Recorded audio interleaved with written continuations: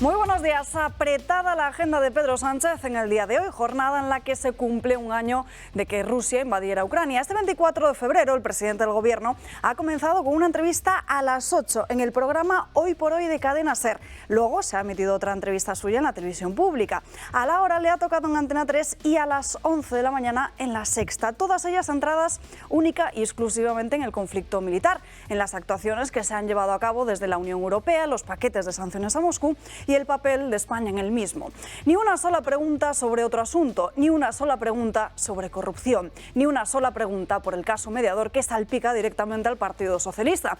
Una trama de sobornos que podría servir para ir tirando del hilo poco a poco e ir desvelando más nombres salpicados en asuntos nada ejemplares. Un caso que de momento se ha cobrado a un diputado del Partido Socialista, conocido popularmente como el Tito Berni, a su sobrino y hasta hace nada candidato socialista a un ayuntamiento en Fuerteventura, Teixet Fuentes, y ha señalado también a un guardia civil retirado y a una decena de empresarios. Una trama de extorsión a empresarios, como decimos, para el cobro de mordidas que podrían ascender hasta los 5.000 euros por operación, que va mucho más allá de juergas descontroladas, fiestas con cocaína, prostitución y fajos de billetes. Todos los miembros de la trama se han paseado tranquilamente por los pasillos del Congreso de los Diputados, invitados por el propio Tito Berni a conocer su despacho donde recibiría los sobres de dinero antes de comenzar esas juergas. Cuestiones que conocemos gracias a toda la información registrada en el móvil del intermediario y conseguidor Antonio Navarro Tacoronte, que en una de esas conversaciones grabadas en audio que está en ese sumario asegura que asesoraría a 2 ministros del Gobierno. 2 ministros. Independientemente, también sabemos que la juez del caso mediador investiga 4 contratos de más de 2 millones de euros de una fundación que preside Nadia Calviño, la misma juez que ha dejado en libertad al exdiputado del Partido Socialista a pesar del riesgo de destrucción de pruebas y después de que la Fiscalía, como saben, dependiente del Gobierno, no pidiera prisión para él. Una trama de sobornos, extorsión y descontrol ante la que todos estos periodistas han mirado para otro lado con tal de tener unos minutillos de gloria con el presidente del Gobierno para que se pudiera lucir hablando de Ucrania. No parece lógico y mucho menos responsable que se quiera esconder debajo de la alfombra a los socialistas que se han gastado el dinero de todos los españoles en cocaína, putas y Viagra.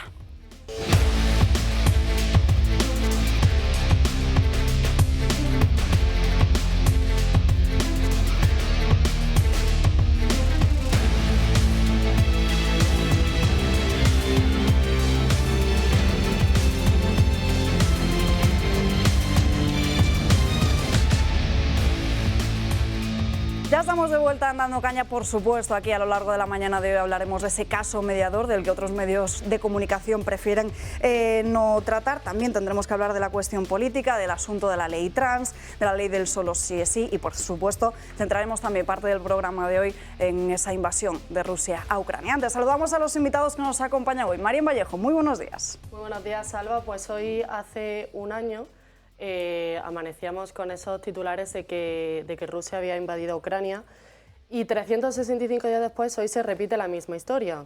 Yo entiendo que al final es una guerra que bueno, no es la única que por desgracia existe en este planeta, pero sí que es como la más cercana que tenemos.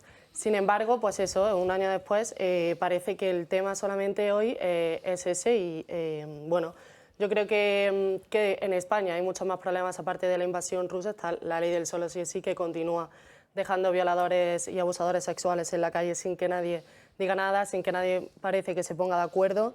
Están los casos de corrupción del PSOE, que lo sigue salpicando, ya no solo en Andalucía, ahora también con el caso mediador, pero aún así parece bueno, pues que Sánchez solo se centra en eso y ni siquiera en las entrevistas que le han hecho le preguntan siquiera por la moción de censura, que dicen que no les preocupa, pero sin embargo, bueno, parece que yo creo que un poco sí, porque parece ser que la quieren posponer el debate lo más cercano posible a las elecciones autonómicas.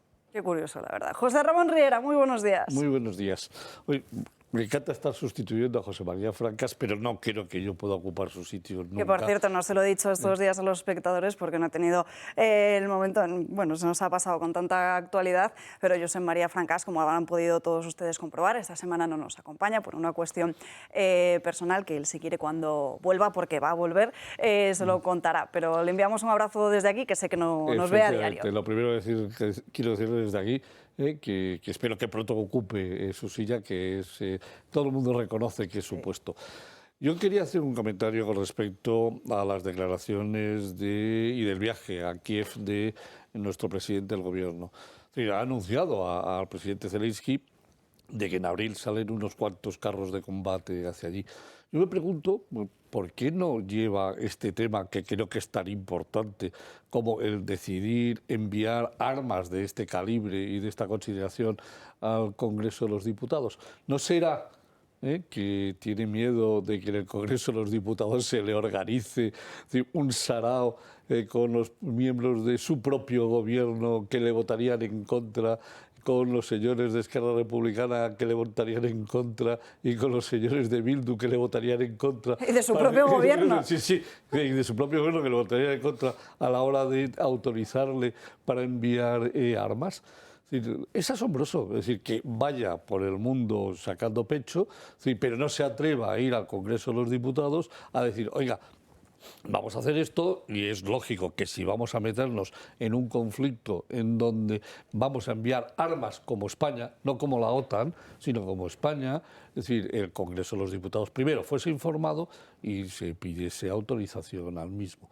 Con lo cual, primero yo creo que, como siempre, este caballero se pasa todas las normas, digamos, que ha exigido, que además ha exigido a otros su cumplimiento, se las pasa por el forro del Arco del Triunfo, decide hacer de su capa un sayo y además, es decir, no permitir a los periodistas preguntarle por los casos de corrupción del Partido Socialista, que como muy bien habéis dicho, pero lo habéis nombrado el Azud, porque parece que ya se está pasando de moda, pero que sigue ahí enquistado en Valencia, en donde la porquería cubre cada día más a Chimo Puig y que, bueno, pues...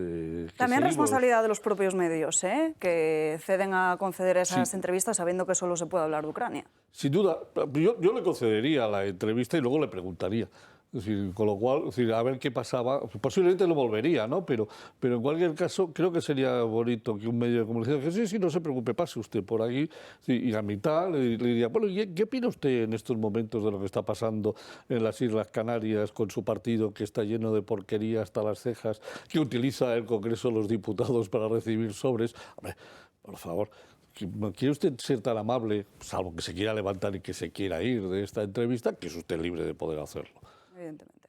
En fin, Ignacio Catalán, muy buenos días. ¿Qué tal? Muy buenos días. Pues efectivamente, ¿no? Hoy se cumple un año de la guerra de Rusia contra Ucrania. Yo creo que esta es una guerra en la que se enfrenta la libertad contra la tiranía. Y creo que es verdaderamente bueno que España esté apoyando en todo lo que pueda a Ucrania, que ha sido un país agredido, y que la comunidad internacional tiene que estar ahí. Lo que es sorprendente es que Sánchez no se atreva a llevar a la sede de Soberanía Nacional este debate. Y no lo hace por lo mismo que acaba de decir José Ramón, porque la coalición Frankenstein, los aliados de Sánchez, están en contra, porque también están en contra de la libertad y a favor de la tiranía. Y por lo tanto, niega ese debate a todos los diputados y a todos los senadores que deberían poder opinar. Y al final, bueno, pues la gente que está en el Congreso representa a los españoles. Y Sánchez, pues bueno, cuando hay algo que no le gusta, lo que hace es taparlo. Y tristemente es lo que también hemos visto esta mañana en los medios de comunicación. Lo cual demuestra hasta qué punto existen pocas casas de libertad, por ejemplo, como esta.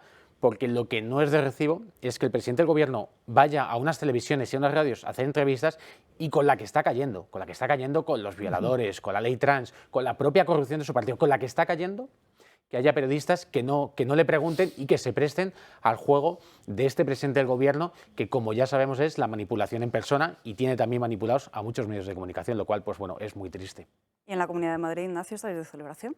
Estamos de celebración, bueno, estamos en celebración del Estatuto de Autonomía. Ahora mismo se está produciendo en Sol los actos institucionales con la presidenta Díaz Ayuso y bueno, pues enormemente contentos de que, al contrario de lo que sucede en España, aquí sí que tengamos una tierra de libertad y la tenemos gracias a nuestro Estatuto de Autonomía. Y saludamos también en nuestra mesa, que nos va a acompañar en los próximos minutos, Víctor Sánchez del Real. Muy buenos días. ¿Qué tal? Buenos días, con la que hay, externa, interna y medio pensionista. Bueno, vienes después de haber participado en el Congreso de los Diputados, después de haber preguntado sobre Radio y Televisión Española y toda esa polémica sobre la publicidad encubierta del ganso. Recordarán ustedes, y si vieron algún partido de ese Mundial de Qatar, como todos los periodistas, los analistas y los propios reporteros llevaban ropa del ganso. Ya preguntasteis en su momento, correcto, se negó, sí. y ahora parece que la Comisión Nacional del Mercado de los Valores ya ha abierto incluso hasta un expediente. Sí, vamos a ver, esto es, y anticipo ya que esto es la puertecita a un escándalo de una magnitud enorme, porque es una suma de escándalos. Hago un comentario previo. Ayer mismo la Comisión de Radio y Televisión Española empezó con escándalo, yo tuve que intervenir porque Tito Berni, conocido Tito Berni, era vicepresidente de la Comisión de Control de Radio y Televisión Española, además de ponente en temas contra el fraude, ¿vale? Y allí, Curioso. por cierto, estaba en la mesa de la Comisión de Control de Radio y Televisión Española, votado y coordinado para que estuviera en la mesa con el PP, votado por el PSOE y con el PP, esto hay que decirlo. Ayer se le sustituyó, todo el mundo se ponía de perfil, excepto mi grupo, afortunadamente, y ayer, en lugar de permitir que esté en la mesa, por ejemplo, un representante de Vox, para poder estar activo, más activo en este control a la Radio y Televisión Española, y sin embargo ayer se pretendía pasar página en silencio, nadie iba a pedir perdón, yo pedí que se hablara de las razones por las que se cubría la plaza y, sorprendentemente, el PSOE votó a favor de su candidata y el PP, una vez más, permitió que en lugar de estar un miembro de Vox, por ejemplo, en la mesa, como sería razonable, pues ya permitió que estén los del PSOE, independentistas y comunistas. Bueno, pues ayer esto pasó. Fíjate cómo empezamos las comisiones. Y luego viene el escándalo de Televisión Española. El escándalo que, repito, es la puerta a decenas o cientos de escándalos. Estamos hablando de que en Televisión Española se emite publicidad. Recordemos que estaba prohibida o está prohibida la publicidad en Radio y Televisión Española, excepto lo que llaman patrocinios culturales. Y sin embargo, cualquiera que ponga la Televisión Española, por cierto, un vicio feo en el sentido de que tiene poquísima audiencia, entonces tendrá que ir específicamente a verlo porque atrae muy poca audiencia por sí mismo, lo cual es un escándalo y una verdadera vergüenza, con el dinero que nos cuesta. Bueno, pues cualquiera que se conecta a Televisión Española en estos momentos, en los programas, cuanto mayor audiencia tienen, que tampoco es tanta, pues los Masterchef, los deportivos, maestros de las costuras y similares, se va a encontrar la presencia de marcas. Y la Televisión Española, que la pagamos todos, teóricamente debería haber recibido ingresos por esas presencias publicitarias. Todos sabemos lo que cuesta un segundo en televisión, lo que cuesta lo que se llama un product placement, un posicionamiento de producto, que puede ser legal o ilegal en función de determinadas circunstancias, pero en este caso lo que tenemos la certeza, porque nos lo contesta Televisión Española con enorme chulería, os puedo enseñar las contestaciones, cómo contestan por escrito, os podéis imaginar, nos dicen que no, que Televisión, no hay ningún contrato y Televisión Española no ha cobrado. Pues si en antena todos hemos visto durante el Mundial, con audiencias de 12 millones de personas simultáneas, 24 millones de ojos calculaba yo, ojo arriba, ojo abajo, que es un momento de máxima audiencia, el equivalente sería en Estados Unidos la Super Bowl, aparece una marca y Televisión Española no ha cobrado, alguien ha cobrado. Esto es de Sobre cajón. el tema del Mundial, para situar a los Sí. espectadores, la Comisión Nacional de los Mercados y la Competencia prohibió que se hiciera publicidad por adelantado de marcas que no fueran patrocinadores oficiales de la FIFA. Es decir, podría haber publicidad de sus patrocinadores, Sí. pero nada más. Era una excepción provisional a la norma general de que Televisión Española no puede tener patrocinadores, salvo culturales. Y es evidente que el Mundial de Fútbol, pues la cultura del fútbol es muy respetable, pero poco. Entonces, la cuestión es, estaban preadvertidos y, sin embargo, durante todos los partidos se emitió publicidad, no de una, de varias marcas, ¿vale? Yo no quiero hacer daño a las marcas, yo entiendo. Habrá que demostrar, porque incluso, bueno, yo creo que yo he publicado, enseñé ayer, incluso tweets de la marca abiertamente celebrando su presencia, dando las gracias otra vez. Es decir, que se ha producido varias veces. Yo no creo que alguien en una marca, que suelen ser muy serias en su presencia, y además algunas de ellas son españolas, y me da mucha pena, sinceramente, que se vean involucrados en esto, que no creo que supieran que estaban cometiendo un ilícito. Bueno, ya se demostrará. Si lo han cometido, desde luego tendrán que pagar sus consecuencias. Pero los que desde luego sí estaban cometiendo el ilícito son los responsables del departamento directamente, en este caso, si hablamos de lo del Mundial, de deportes, ¿vale? Aquí no hay productora, porque en otros casos, como en otros programas estrella, lo que hay es productoras, por cierto, productoras afines al régimen sanchista, es decir, sorprendentemente, no solo reciben el encargo de hacer el programa, no solo son pagados por hacer el programa, sino que encima tienen vías de ingresos alternativos. Perdonad, pero es que esto es una bola de tal calibre que claro, hasta que no ha entrado Vox en el Congreso, aquí, pues eso, se votaba a miembros del PSOE para la mesa y claro, es como meter a vigilar el Tito Berni estaba vigilando a Televisión Española que no hiciera estas cosas. Es decir, teníamos al zorro, y no quiero hacer chistes con la variante hacer el zorre al final, estaba vigilando a las gallinas. Esto es lo que ha venido pasando durante prácticamente 3 décadas en este país, en la televisión pública. Y fuera del Mundial, nos estás comentando que también existirían otras sospechas de publicidad engañosa. Sospechas no, evidencias de presencia publicitarias en las que no están declarados los patrocinios. Mira, en esas contestaciones, quiero además aquí romper una lanza, y me lo vas a permitir porque esto es de justicia. Paulina, Salvador, Mencía y Paloma son 4 colaboradores del equipo técnico del grupo parlamentario de Vox en el Congreso que están dando la batalla. Los diputados damos la cara, pero ellos dan la batalla cada día, cada hora, para conseguir controlar a esta televisión pública con todos los recursos que tiene, miles de empleados, y aquí un equipo de 8 o 9 personas estamos intentando dar cobertura a esto. Se da en otros sitios. No quiero anticipar demasiado porque evidentemente nosotros como tenemos pocos recursos y pocas oportunidades, queremos seguir esto hasta las últimas consecuencias de control parlamentario y jurídico, judicial, hasta donde lleguen. Porque se niegan. El problema es, si hay presencia de marcas en Televisión Española. Recordemos por qué se quita la publicidad en Televisión Española.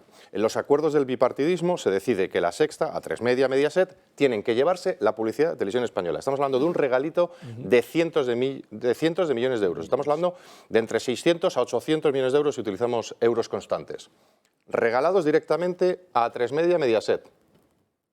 Lo dejan de ingresar ellos y se convierten en el monopolio publicitario. Ya eso es un escándalo en origen. Pero además, cuando se prohíbe esa publicidad, se abre la puerta ¿a qué? Al chanchullito, vamos a decir, a que lo conocemos en el mundo del periodismo, oye, pues yo me pongo tu chaqueta, yo llevo tu reloj, sorprendente el coche que sale detrás de mi conexión. Eso es el chanchullito, bueno, pues que es inmoral. Sí, pero este chanchullito era muy cantoso. Ya, pero es que no estamos hablando de chanchullitos, ¿eh? No estamos hablando de un periodista, oye, pues que le regalan una chaqueta, le regalan una gorra o le invitan a comer. No, estamos hablando de algo institucionalizado, es decir, de que programas... Es evidente que aparecen marcas, y no quiero mencionar esas marcas porque son muchos puestos de trabajo los que pueden estar afectados y no estamos para andar fastidiando a los pobres trabajadores de esas marcas, en que tú abres un programa de televisión, de los pocos que tienen audiencia en Televisión Española, y ves marcas perfectamente reconocibles. Y alguien me tendrá que decir que pinta una marca de lavadoras como presunto patrocinio cultural, que pinta un supermercado como presunto patrocinio cultural, que pinta... Se han subido mucho los precios. Claro. Entonces... Esto es un sistema para ayudar a los amiguetes y sobre todo para que haya una mordida adicional. El sistema es, primero, que algunos profesionales en la casa están ganando mucho dinero, porque esto es, repito, a 12 millones de audiencia, ¿cuánto cuesta un segundo? Los GRPs, bueno, vosotros vivís de esto y me podréis ponerme al día de cuánto cuesta un segundo de televisión en base a los GRPs que tienen en ese momento. Los GRPs, con lo que se mide el tamaño de la publicidad y lo que se debe pagar por la publicidad para los que no lo conozcan. Bueno, pues estamos hablando de millones de euros en un año completo regalados. ¿A cambio de qué? A cambio de que los españoles hemos recibido 0, cuando hemos pagado, digamos, el No, lo soporte. pagamos todos, Televisión Española. De hecho, este 2023, el presupuesto de Radio y Televisión Española en 2022 era de 490 millones y este año se ha aumentado en 47 millones más. Más deuda, masiva. Y no te olvides de la corporación. Corporación que recibe otra parte y total suman 650 millones de euros. O sea, el total... Aparte de toda la publicidad institucional. El total que recibe la Corporación Radio Televisión Española por los diferentes sitios de los presupuestos generales del Estado son 650 millones de euros. Para empezar, para una audiencia que en algunos casos no llega ni al 4%. Estamos viendo que se encargan programas que te gastas 4 millones de euros en un programa que no consiga audiencia. Por cierto, la secuencia siempre es la misma y yo creo que los espectadores tienen que entenderlo. Yo sé que es complicado, pero no hace falta ir a la Facultad de Ciencias de la Información para entenderlo. Esto es muy sencillo. 1. Televisión Española tiene dinero, financiación y recursos humanos como para producir el 100% de su producción. Hombre, una película, pero es que además encarga. Es copatrocinador o subvenciona películas para tener un fondo, además del fondo histórico que tiene Televisión Española, que podría llenar horas y horas de programación. Lo primero, Los trabajadores de Televisión Española no están haciendo los programas de Televisión Española. ¿Por qué? Porque se encargan a productoras externas. ¿De quién son las productoras externas? Sorpresa. Mayoritariamente, aquí en este programa y en otros programas de esta casa, yo he enseñado la lista y he leído la lista de productoras.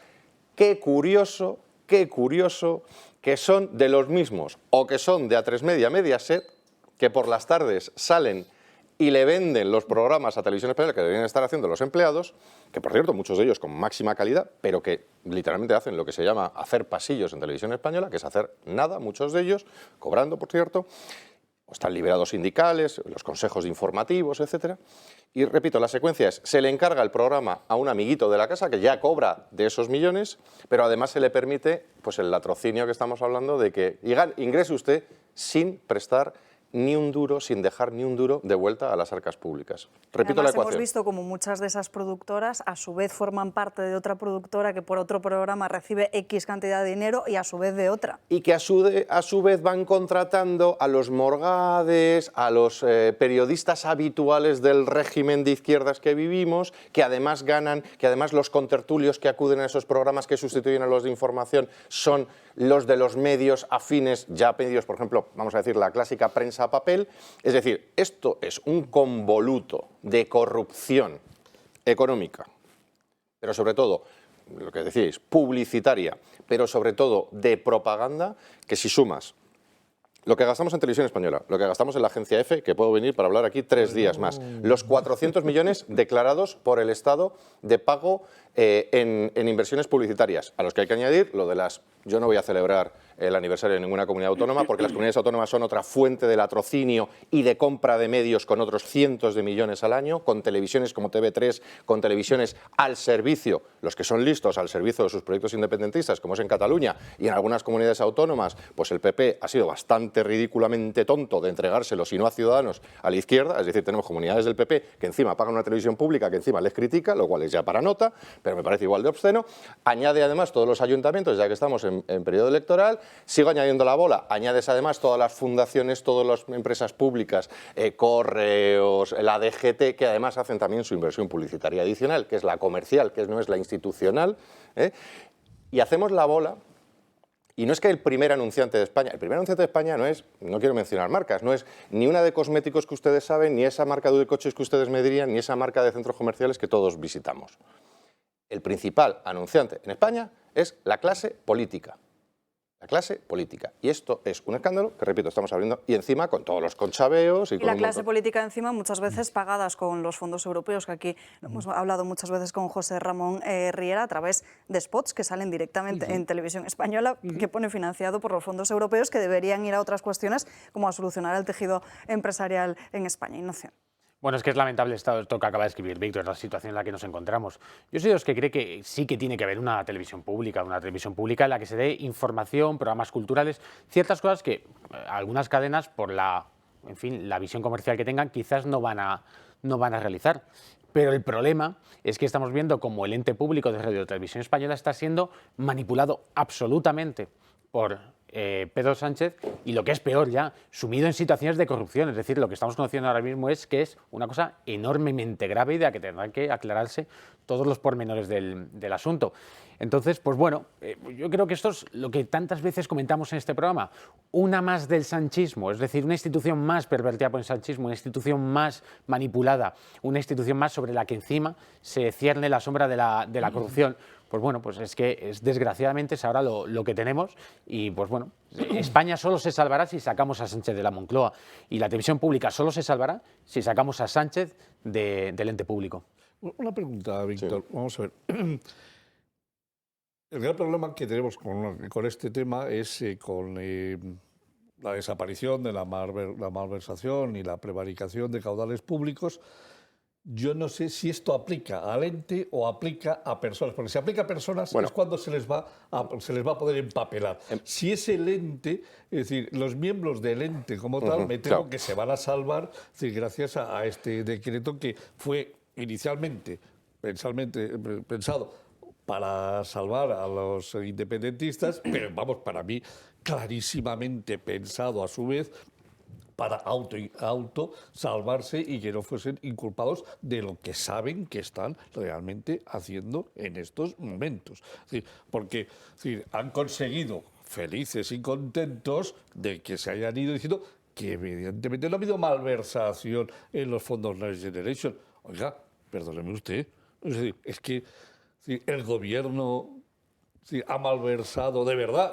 O sea, irse felices y contentos porque no hayan hablado de malversación me parece la auténtica barrabasada más gorda que he visto yo en mi vida por parte de un gobierno. Entonces, a mí la única duda que me cabe es si todo lo que estáis haciendo vamos a poder llevar a la cárcel a la gente. Porque esto es lo que es importante. O sea, aquí lo que hay que hacer es encarcelar a todos los corruptos que hay en este país.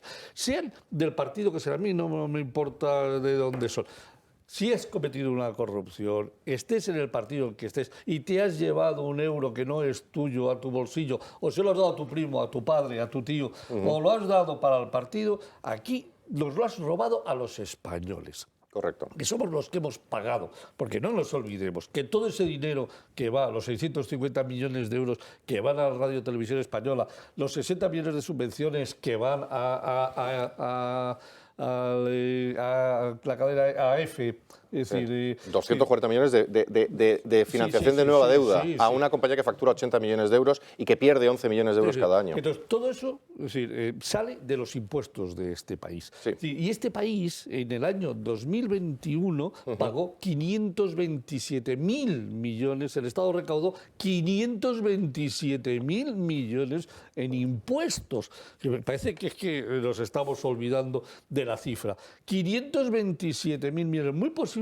este año no están las cifras todavía de recaudación consolidada de todo el Estado, me refiero todo. Sí, no, incluido el municipio y la aldea. Exacto. En el 2021 pagamos entre todos los españoles 527.000 millones para gastar los 610.000. Es decir, tener una deuda y generar una deuda de 82.000 millones. Es que ese dinero, 527.000 millones, es una auténtica salvajada. Esto es una locura. Sí, dividan por 47 millones de españoles, claro. Ahora eso, decir, que este año sabemos que solo por IRPF y por cotizaciones sociales, por IRPF a 30 de noviembre, porque todavía no tenemos datos de diciembre, se han recaudado por IRPF IVA 34.000 millones más y por cotizaciones sociales 11.000 millones más a noviembre. Y llevamos recogidos, captados 45.000 millones más. ¿A dónde habrá llegado? Es decir, el nivel de imposición que hemos tenido. Hombre, pues suena que muy cerca de los 560, 570.000 millones. Pero somos conscientes de lo que estamos los españoles pagando por todos los conceptos, IRPFs, IVAs, cotizaciones a la seguridad social, impuestos municipales, impuestos de todo tipo. Pasos de carruaje. Todo, aparcar en la calle, claro. Sí, 527.000 millones y casi seguro este año muy cerca de los 570.000 millones. Entonces, aquí lo que tenemos que tomar una decisión, y es muy seria, es que aquel que se lleve un duro de esos 527, 570, tiene que ir a la cárcel. Y habrá que volver a cambiar todas las leyes que se tengan que cambiar y habrá que poner en marcha un sistema, porque es que no podemos permitirnos el lujo de un nivel impositivo como el que tenemos, encima generemos déficit, encima generemos deuda y la gente se lleve el dinero a su bolsillo. Bajo ningún concepto. Aquí hay que poner orden y concierto ya. Vale, por partes. A tu pregunta original, que me ha encantado luego toda la diserción sobre el tema, porque no puedo estar más de acuerdo. Yo lo único que te recomendaría como comunicador es que además lo digas por persona, porque claro, esto o hacemos el número por persona, o sea, que la gente tiene una deuda tan grande como su hipoteca. Cada familia, ¿cuál es la inversión que toma una decisión consciente, que le dedica horas y horas? Esa es su hipoteca, ¿verdad? Es la decisión, yo creo, económica más importante que hace una familia, nada más formarse. Bueno, pues una familia nace con una doble hipoteca y a medida que va teniendo hijos va teniendo más hipoteca, que es la deuda. Pero me has preguntado, ¿va a ir alguien a la cárcel? No lo sé. Pero que lo vamos a intentar, sí. afortunadamente todo el carajal jurídico que hay en este país, toda la cantidad de normas, renormas, transposiciones de directivas europeas, etcétera, sí que permite que siga habiendo, yo no soy jurista, pero sí que hay ilícitos penales, incluso algunos penales, pues yo qué sé, algunos son mera multa, pero alguno que se va a llevar multa, la publicidad ilícita sigue siendo ilícita, hay responsabilidades, ¿vale? Por cierto, el Tito Berni, yo lo primero que haría es decir, no, yo esto lo hacía por el partido y se libra de todo esto gracias a la nueva norma, ¿vale? No hay que ser abogado para saber eso y además que se cambie de sexo inmediatamente porque además estará más protegido. Bien, dicho esta recomendación al Tito Berni, al que le mando recuerdos, que por cierto lo han liberado, ¿vale? Después de estar detenido, vuelvo a este tema.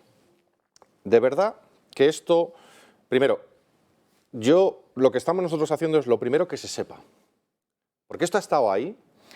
Y muchos españoles, muchos de vuestros espectadores están diciendo ahora, ¿y yo por qué esto no lo sabía?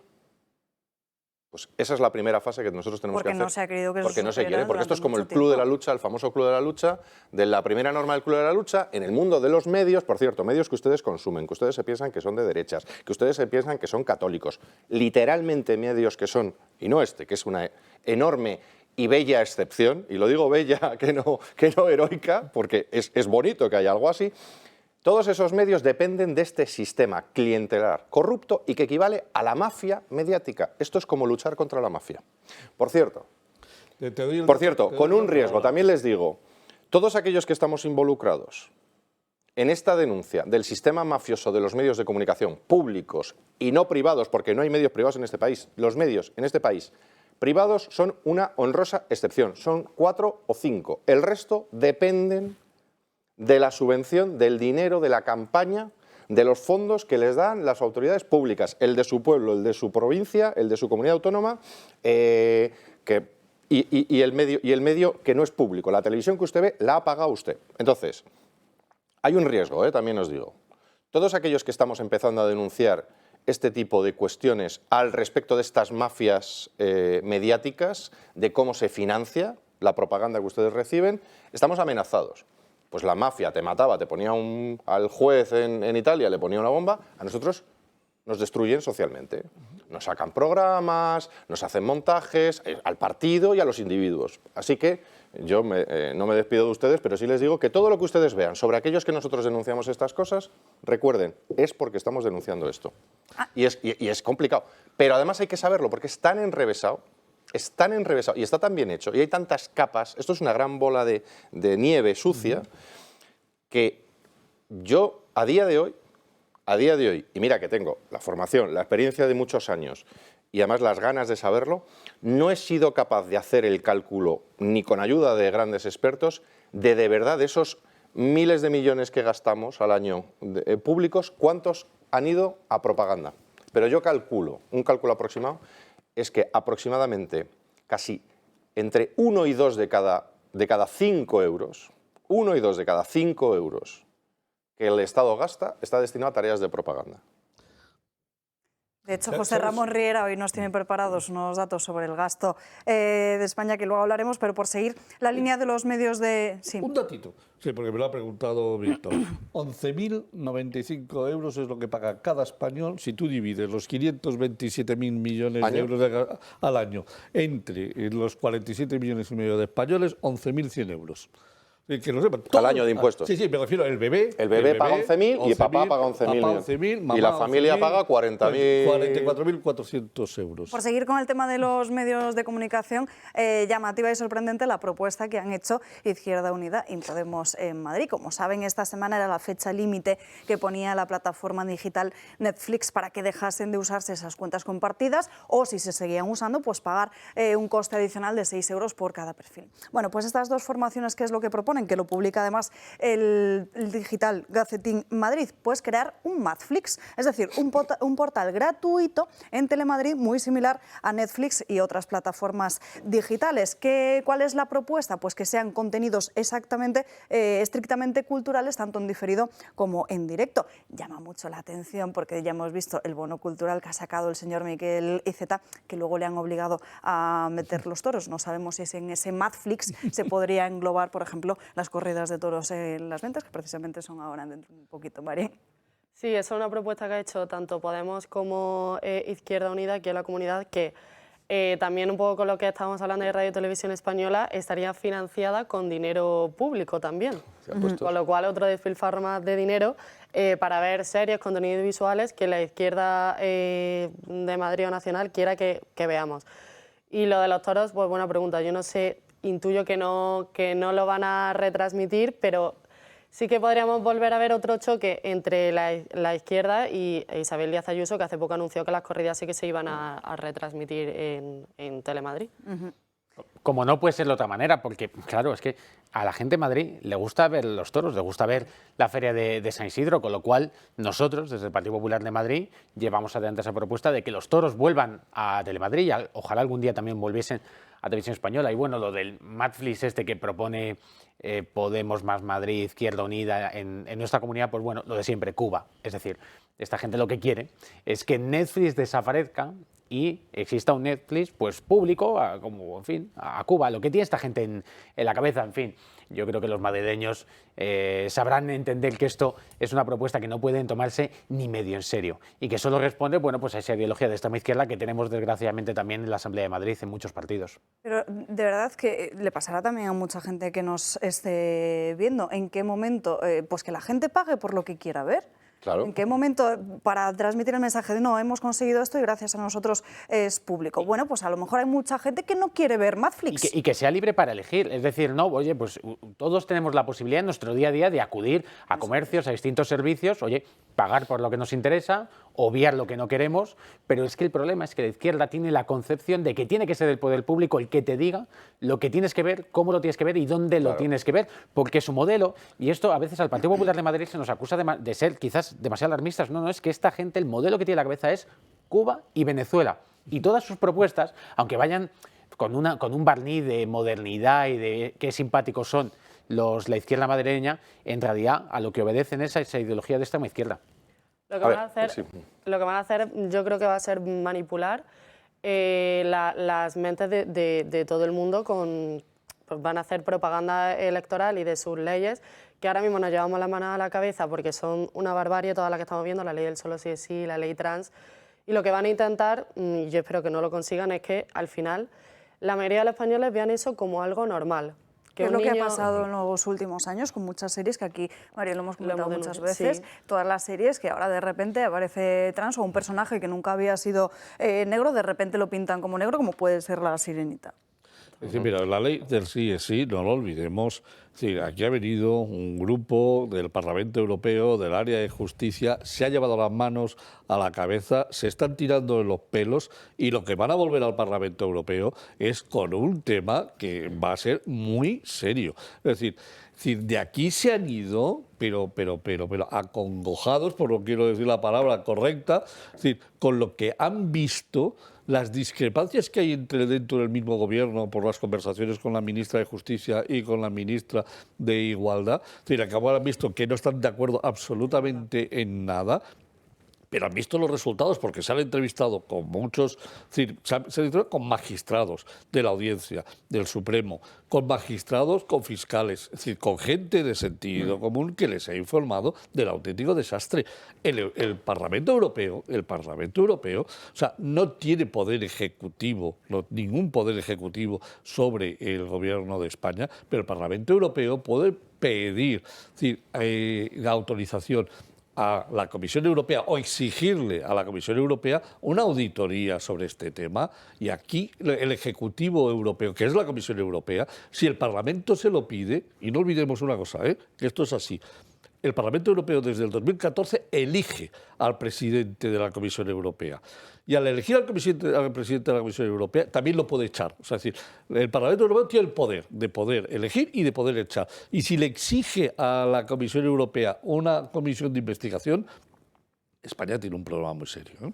Nos tenemos que ir a una breve pausa de publicidad, pero antes noticia de última hora, porque ya les avisábamos, como el caso Mediador podría servir para ir señalando a más personas. Bueno, pues José Navarro Tacoronte, que es el intermediario y conseguidor de toda esa trama de sobornos, señala directamente al presidente de Canarias, Ángel Víctor, Torres como uno de los implicados también en esta trama, por haber archivado una sanción para evitar que dos empresarios se vieran afectados. Tacoronte ha concedido una entrevista al canal 10 de Tenerife y está relatando que esa sanción era una empresa lechera con 1 millón de euros y que solo una persona en ese momento de pandemia tenía la capacidad para poder evitar que se produjese esa sanción, y señala directamente al presidente de Canarias, Ángel Víctor Torres. Vamos a seguir leyendo qué es lo que dice hasta el momento esta entrevista, y en unos minutos, cuando vayamos al tema del caso mediador, se lo contamos, porque hasta el momento lo que sabemos es que Ángel Víctor Torres había negado ser conocedor de todo lo que se estaba produciendo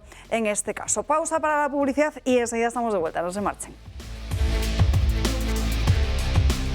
Ya estamos de vuelta en Dando Caña. Ahora en unos minutos les contaremos todas las últimas novedades que conocemos acerca del caso mediador. Antes vamos con otra cuestión, porque el Tribunal Supremo ha fijado doctrina sobre la aplicación del nuevo valor de referencia del catastro, que se ha conocido también como el catastrazo, y obliga a la agencia tributaria y no al propio comprador a justificar debidamente el valor del inmueble. Para hablar de todo ello tenemos aquí con nosotros a Gerardo Pérez Chocano. Muy buenos días. Buenos días, Alba. ¿Qué tal?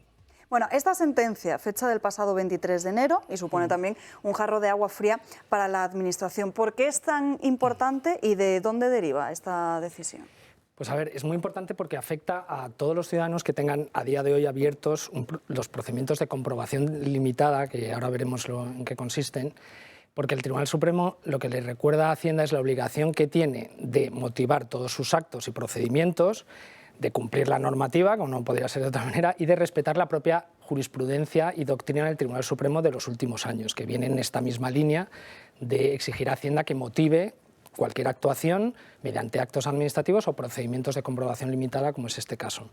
La sentencia trata un supuesto de una sociedad que adquirió un bien inmueble y declaró en su ITP, en el impuesto de transmisiones patrimoniales, que es el impuesto que hay que presentar cuando adquieres un bien inmueble, un valor de 400.000 euros, y Hacienda, revisando mediante este procedimiento, elevó esa cantidad a más de 1 millón de euros, ¿vale? Para que nos hagamos una idea de cómo se las gasta Hacienda en muchos de estos casos sin motivar esa elevación del importe declarado por el contribuyente. Bueno, pues ahora Hacienda tendrá que expresar las razones por las que, a su juicio, tal valor declarado no se corresponde con el valor real, pero ¿cuáles son esas justificaciones que han de darse y, sobre todo, en qué casos se aplica? Pues, a ver, el Supremo lo que le dice son dos cosas a Hacienda. En primer lugar, que cuando inicie un procedimiento de comprobación limitada tiene que justificar el inicio de ese procedimiento. No vale iniciarlo porque sí, tiene que dar unas razones.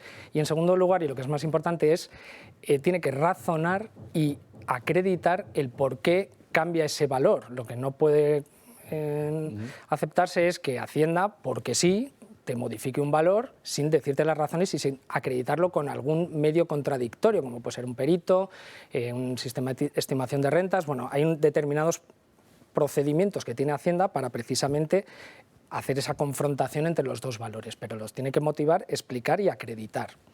¿Vale? Los procedimientos de comprobación de valor son unos procedimientos que inicia Hacienda de oficio, que afectan a prácticamente la totalidad de los impuestos. En el IRPF afecta, si declaras una ganancia patrimonial y Hacienda entiende que el importe que has declarado no es el adecuado, pues te inicia un procedimiento.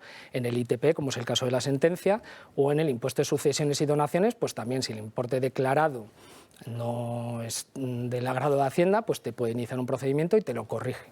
Gerardo, ¿qué es el valor de referencia y cómo afecta esta sentencia? El valor de referencia es un valor que el Gobierno se sacó de la manga el año pasado y que entró en vigor en enero del año pasado, por el cual se obliga a los contribuyentes a declarar en el impuesto de transmisiones patrimoniales, sucesiones y donaciones unos valores que publica Hacienda, la Dirección General de Catastro, todos los años con respecto a determinados bienes, salvo que el contribuyente se atreva a declarar un valor superior, en cuyo caso, pues, hay que declarar ese valor superior, ¿vale? Entonces, aquí lo que hace Hacienda es invertir la carga de la prueba, un tema que explicamos hace unos días, para precisamente eso, intentar no justificar el por qué impone un valor o por qué cambia un valor. En lo que dice el Supremo en la sentencia esta, que es muy importante, es que gracias a Dios existe una presunción en la Ley General Tributaria por la cual todos los datos y elementos de hecho que un ciudadano declara en una autoliquidación, en una declaración, en cualquier comunicación a Hacienda, se presumen ciertos y tiene que ser Hacienda la que los desvirtúe. Bueno, pues si ya es para la mayoría de los ciudadanos muy complejo en muchos de los casos hacer una declaración de impuestos, pues ya si tienes que tú justificar el valor que has declarado y Hacienda no tiene por qué motivarlo o razonarlo, pues bueno, eso es lo que dice el Supremo y continúa con esa línea jurisprudencial de exigirle a Hacienda esa motivación y eso es por lo que nos da esperanzas para que en los recursos del valor de referencia continúe con esa línea jurisprudencial, que bueno, el Supremo puede cambiar de criterio, pero de momento sigue ese criterio y eso es una muy buena noticia. Otras cuestiones pendientes en los tribunales, plusvalías e impuesto a las grandes fortunas. Sí, las plusvalías también tuvimos conocimiento hace un mes del auto del Tribunal Supremo por el cual va a entrar a decidir si todos los recursos que se presentaron, recordáis la sentencia del Tribunal Constitucional de finales de octubre del año 2021, pues bien, si todos esos recursos que se presentaron de acuerdo a esa sentencia tienen que ser estimados o no, porque bueno, el Tribunal Constitucional hizo en la sentencia una limitación de efectos un tanto extraña y finalmente el Tribunal Supremo, cuando entra a decidir sobre una materia, eso ya es muy buena noticia. Normalmente el Tribunal Supremo, la mayoría de los recursos de casación que le llegan no pasan ese primer filtro. Hay un primer filtro que es lo que se llama el interés casacional para formación de doctrina. El Supremo primero decide si tiene que entrar a decidir sobre esa materia. Si entra a decidir, ya es un primer paso y luego pues que dé la razón a todos los contribuyentes que desde octubre del año 2021 presentaban los recursos, pues sí tienen derecho a que se les estime el recurso y le devuelvan la plusvalía que en su momento se exigió de manera indebida. No sé si tenéis en la mesa alguna cuestión. Sí, el tema de la plusvalía, además de por afectado,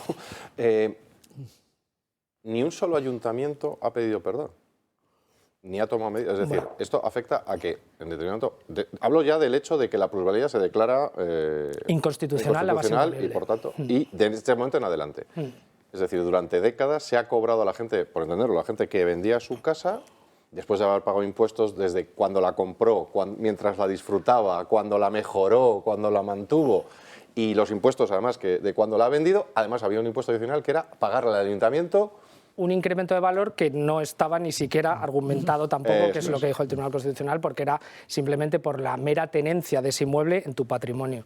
Pues bueno, pedir perdón creo que no. Lo que sí que ha habido algún ayuntamiento, muy pocos, es que de oficio sí que han devuelto, pero muy pocos casos. La mayoría de los ayuntamientos lo que se escudan, que bueno, puede ser entendible, porque lo que esperan es a que el Supremo decida, es en no contestar, que eso es una prerrogativa que tiene la Administración, que es lo del silencio negativo, que dice yo el recurso no te lo contesto, y cuando pasan los plazos por los cuales la ley te permite a ti, ciudadano, entender que como no te contestan, te han desestimado, pues tú sigues a la siguiente instancia, porque dices al juez, ya cuando vas a vía judicial, dices al juez, oiga, la Administración, el Ayuntamiento, la Administración local no me ha contestado, he entendido silencio negativo, que me han desestimado, luego usted, juez, resuélvame.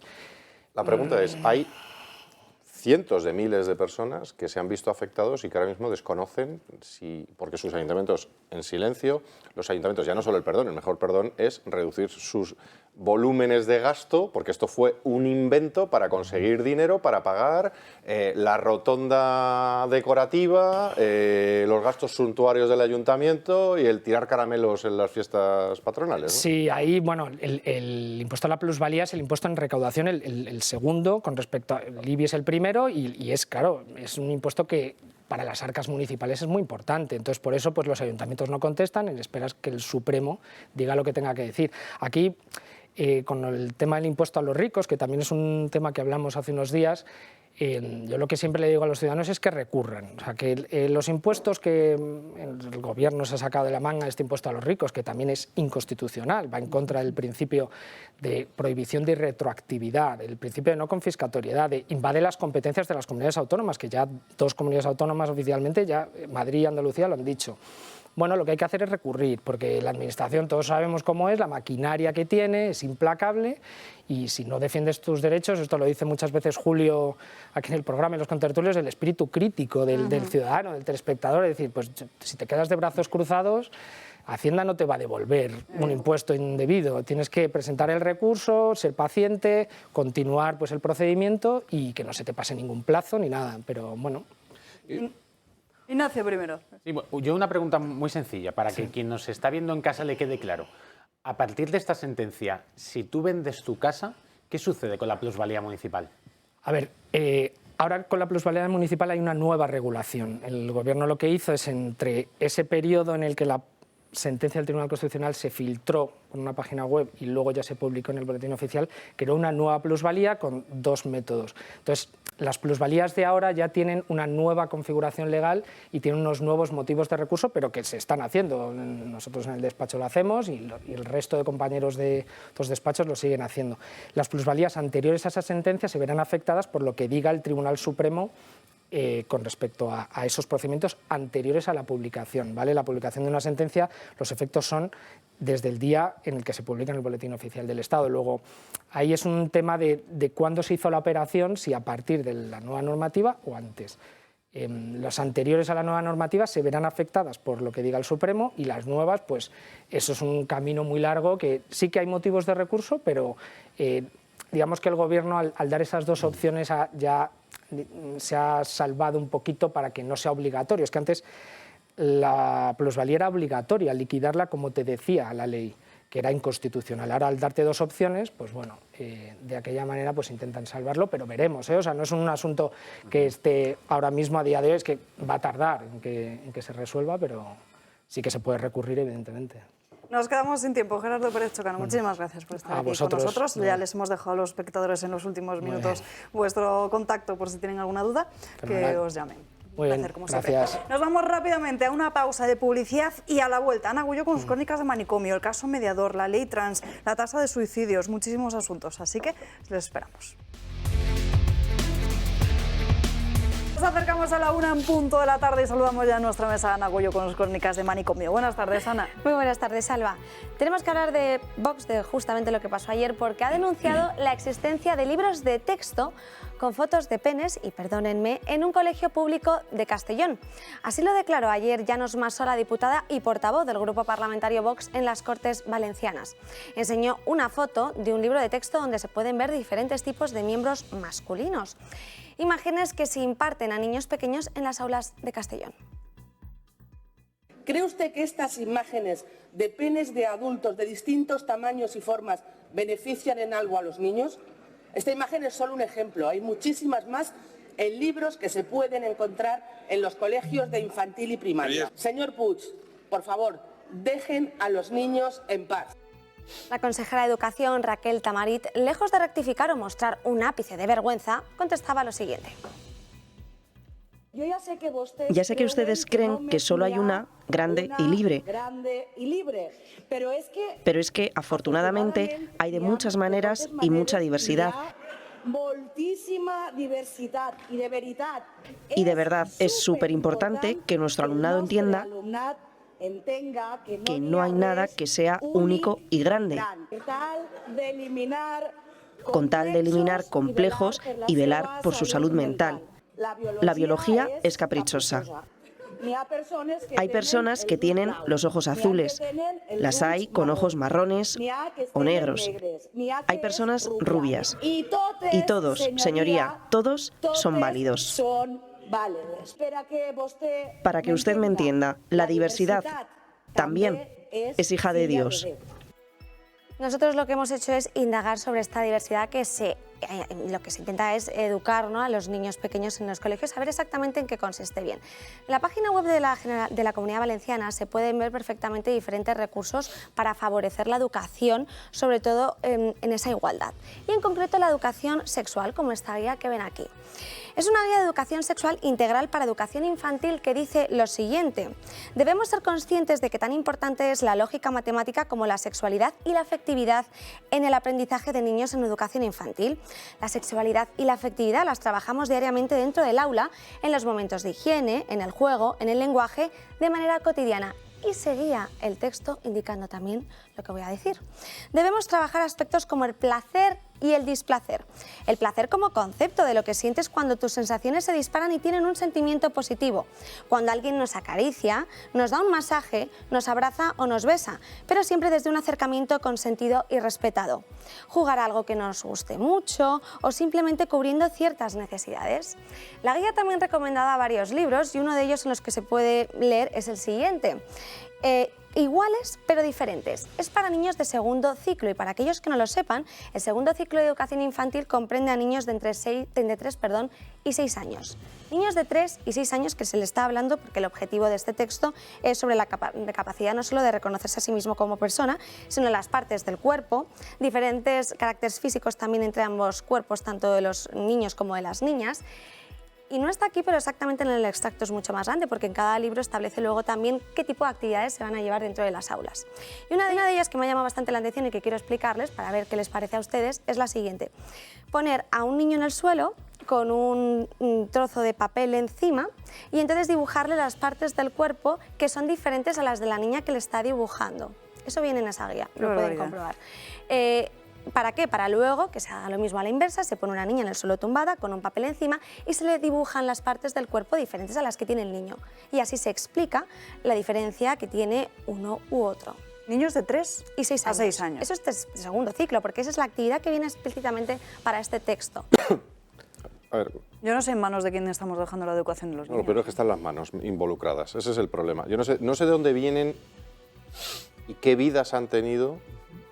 Realmente creo que debería haber, hemos hablado de dinero público, tendría que haber mucho dinero público dedicado a curar los traumas de determinados representantes de determinados grupos políticos. Porque aquí se ha montado un escándalo, que le mando un abrazo a mi amiga Llanos, porque ha enseñado en sede parlamentaria y se ha montado un escándalo, ha enseñado penes, cachondeo, tal. Oiga, es que el escándalo no es que lo enseñe en sede parlamentaria, que es una prueba, sino que se le está enseñando a niños pequeños. Yo soy padre de 4 hijos que han pasado, uno está saliendo de esa época. Es increíble que el escándalo sea que una diputada de Vox, a la que se le ofende, incluso se hace, creo que la Constitución, creo que teníamos una Constitución hace un rato, ¿no?, que dice que no se puede alegar nada por la ideología, pero tampoco por la religión de alguien, y en sede parlamentaria se está incluso haciendo referencias a la religiosidad o no de alguien.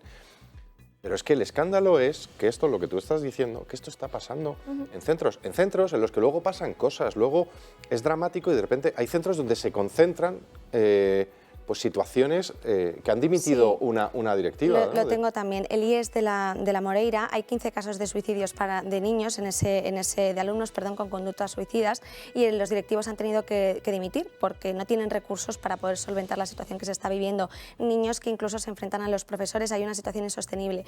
Entonces, de hecho, lo decían, es impotencia por recursos.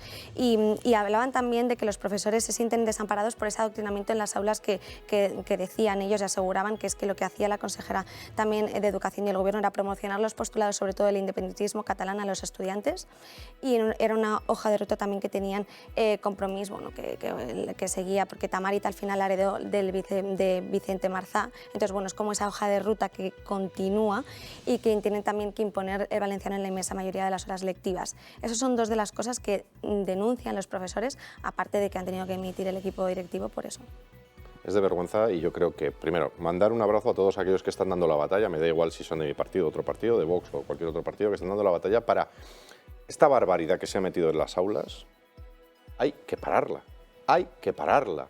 Y ahora, cuando hace apenas 3 años algunos decíamos que las leyes trans que estaban en marcha... No, ¿te acuerdas? O sea, es que, ¿cómo nos han puesto? O sea, y ahora cuando se ven los casos y ya es irremediable, cuando ya se han producido pérdidas de vidas humanas, porque hay gente que se está suicidando por los resultados. Hay delincuentes en la calle y hay gente que ha sufrido extirpación de órganos por estas ideas, de verdad, que yo alucino que no haya un consenso importante, y a esto sí que hablo de consenso, pero consenso para hacer cosas, no consenso para escandalizarnos. Suspender todas estas leyes trans, estas leyes de educación malsanas, malvadas, perturbantes y sobre todo señalar muy directamente, yo creo que lo importante es señalar muy directamente, no a los que denunciamos esto, lo decía antes, los que denunciamos la corrupción en los medios de comunicación, pero los que denunciamos la corrupción es que estamos sometidos al escarnio público, y señalar muy directamente a los responsables haciéndolo e invigilando. Ahora en unos minutos les mostraremos además un informe que hemos preparado sobre el asunto de los suicidios y sobre todo suicidios en personas que dicen ser trans, pero al final lo que estamos viendo con estos libros de texto es la sexualización de los niños y la banalización del sexo al completo, María.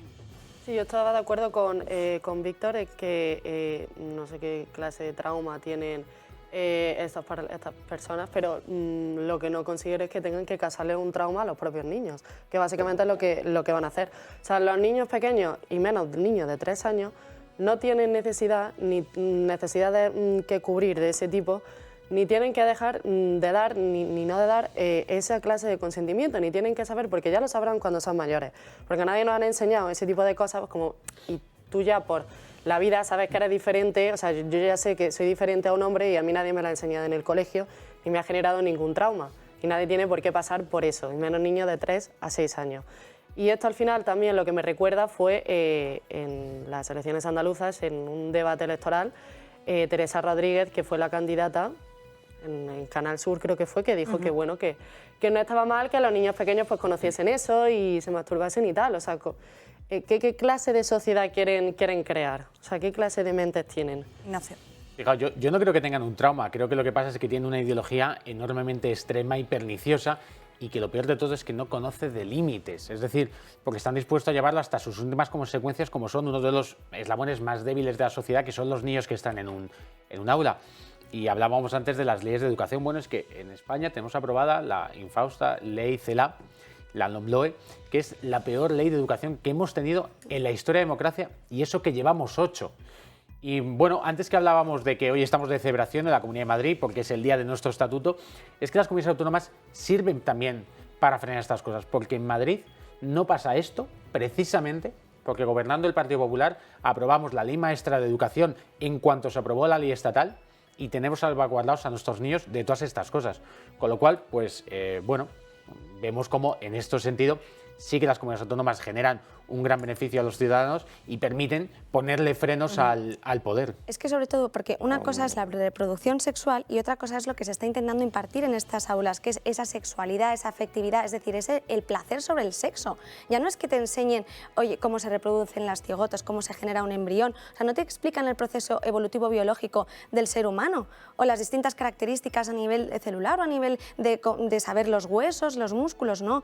Lo que hacen es meterte, como he leído y he podido comprobar, esa educación sobre el placer que puede tener un niño con respecto a su sexo. Sí, en fin, y además esto va para largo, porque estamos viendo cómo está saliendo en muchas comunidades autónomas, no solo la Comunidad Valenciana. En fin, Ana, nos traes otra locura por ahí. Sí, porque a partir de ahora el Parlamento neerlandés tendrá 3 tipos de baños para quienes no encajen con las definiciones normativas de hombre y mujer. Así lo ha declarado Lisa Van Ginneken. Es la primera parlamentaria abiertamente transexual. Desde ahora el edificio parlamentario, que está siendo sometido a una renovación, tendrá 3 opciones de inodoros, uno para hombres, otro para mujeres y un tercero de género neutro, que cualquiera puede usar independientemente de su sexo. Aunque la Agencia de Edificios del Gobierno Central no sabe aún cuántos baños de cada tipo habrá exactamente en el edificio renovado, según ha explicado además la propia portavoz, indicando que el propio Parlamento determinará pronto el número exacto, pero que en cualquier caso será viable en muchas de las instalaciones de servicios en el edificio.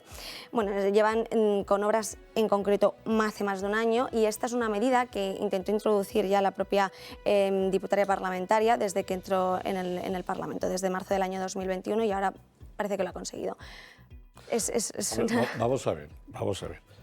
Entre que uno que diga que es hombre, que se convierte en mujer y que entre en el baño de las mujeres para hacer lo que quiera en el baño de las mujeres, es mejor que tenga su propio baño. O sea, a mí, si contesto... No, pero es que luego los de género no binario que entren en esos baños dirán que se siente mujer y que tiene que entrar en un baño de mujeres. Pues que entren en ese baño neutro, que hay pasos neutros. Es decir, estamos los hombres, están las mujeres y están los otros. Es decir, claro, es que en definitiva es eso, los otros. Es decir, bueno, pero vamos a ver, lo que no podemos permitir es que Sí, un tío, porque se diga que porque es tío, o sea, se vaya a un registro y diga, no, me siento mujer, y a partir de aquí, como me siento mujer y soy mujer, entro en el baño de las mujeres o me meto en los gimnasios, en los vestuarios de las señoras. No, señor.